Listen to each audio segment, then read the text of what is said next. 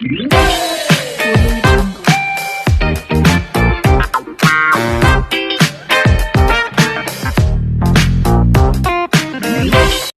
से बच्चों पाठ क्रमांक 6 पत्थर के हथियार या अश्मयुग पत्थर के हथियार और अश्म का अर्थ पत्थर होता है, इसकी जानकारी हमने प्राप्त किया।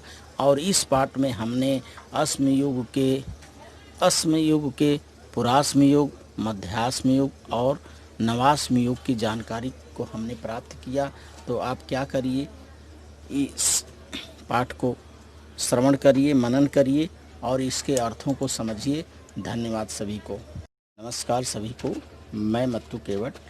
मैं आज आपको परिसर अध्ययन भाग 2 पाठ क्रमांक 6 अश्मयुग पत्थर के हथियार, इस पाठ के स्वाध्याय के प्रश्नों के उत्तरों की जानकारी मैं आपको दे रहा हूं कि इन स्वाध्याय में कौन कौन से प्रश्न हैं। तो पहला देखिए, इसका प्रश्न है कोष्टक में से उचित विकल्प चुन कर लिखो। यहाँ 3 विकल्प दिए गए हैं और उसको चुन करके लिखना है। तो देखिए, पहला विकल्प है जिस कालखंड के हथियारों में प्रमुखतः पत्थर के हथियार पाए जाते हैं उस कालखंड को हम रिक्त स्थान कहते हैं। तो यहाँ देखिए, ताम्र युग है, लौह युग है और अश्म युग है। तो इस जगह पर अश्म युग भरा जाएगा। तो इसका वाचन हम इस तरह से करेंगे, जिस कालखंड के हथियारों में प्रमुखतः पत्थर के हथियार पाए जाते हैं उस कालखंड को हम अश्म युग कहते हैं। कौन सा युग कहते हैं? अश्म युग कहते हैं। तो ये देखिए, फिल इन द ब्लैंक्स, खाली स्थान भरा गया है। इसके बाद दूसरा रिक्त स्थान देखिए कि दूसरा रिक्त स्थान क्या है। महाराष्ट्र में पुराश्म युग स्थानों में से नासिक के निकट खाली स्थान प्रसिद्ध है। अब देखिए, इसका 3 ऑप्शन है, गंगापुर, सिन्नर और चांदवड़। तो इसमें गंगापुर जो है ये सही ऑप्शन है कि महाराष्ट्र में पुराश्म युग स्थानों में नासिक के निकट गंगापुर स्थान प्रसिद्ध है। इसके बाद अगला प्रश्न है, देखिए बच्चों, प्रश्न क्रमांक 2 को हम ध्यान देंगे कि निम्न में से मध्याश्म युगीन स्थानों की गलत जोड़ी को पहचानना है कि ये कौन सी गलत जोड़ी है जो मध्याश्म युग की नहीं है। तो पहला जोड़ी देखिए, देखिए पहली जोड़ी राजस्थान बागौर, मध्य प्रदेश भीम बेटका, गुजरात लांघजन, महाराष्ट्र बीजापुर।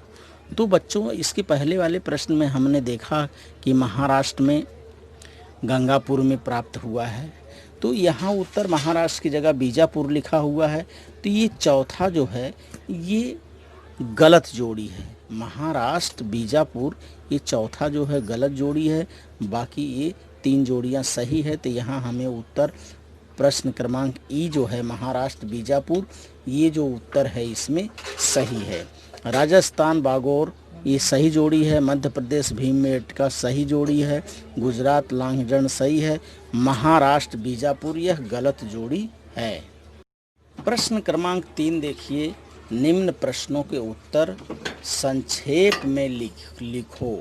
पहला है, मानव ने आघात तकनीक का उपयोग किस प्रकार किया? मानव ने आघात तकनीक का उपयोग किस प्रकार किया? तो इसका उत्तर देखिए है, उत्तर पत्थर के छिलके निकालकर हथियार बनाने के लिए पुराश्म युग के मानव ने आघात तकनीक का उपयोग किया। इस तकनीक का उपयोग करके उसने पत्थर के एक ओर के किनारे पर धार लगे हुए तोड़ू हथियार बनाए।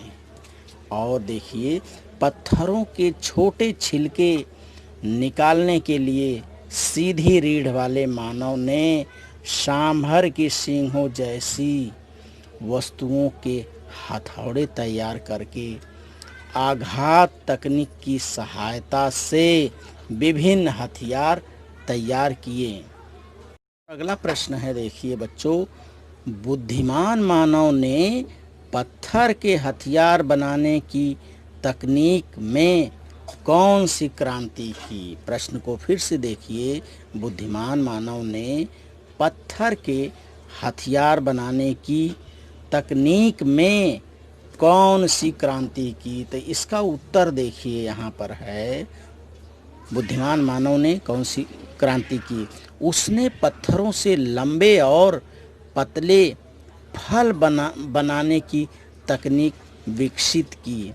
इन लंबे फलों से उसने छुरी, रंदा, सुआ तथा छैनी जैसे विभिन्न प्रकार के हथियार बनाए।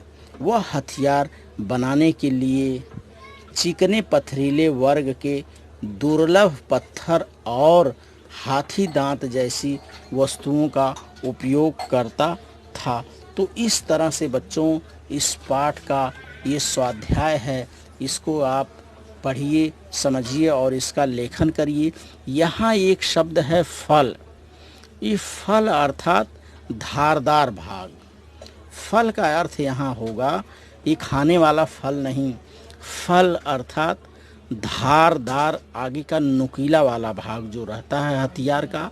तो इस मानव ने क्या किया? बुद्धिमान मानव ने फलदार हथियार बनाए, अर्थात आगे जो है धार लगा दिया उसको, इसलिए नुकीला बना दिया।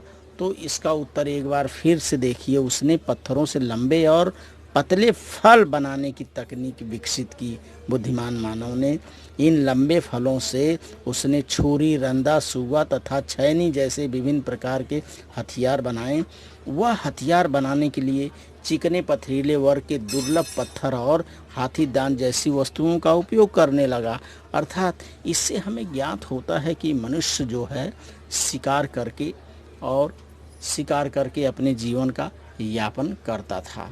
तो इस तरह से इस प्रश्न के उत्तरों को आप समझिए और उनका लेखन करिए, वाचन करिए। धन्यवाद सभी का।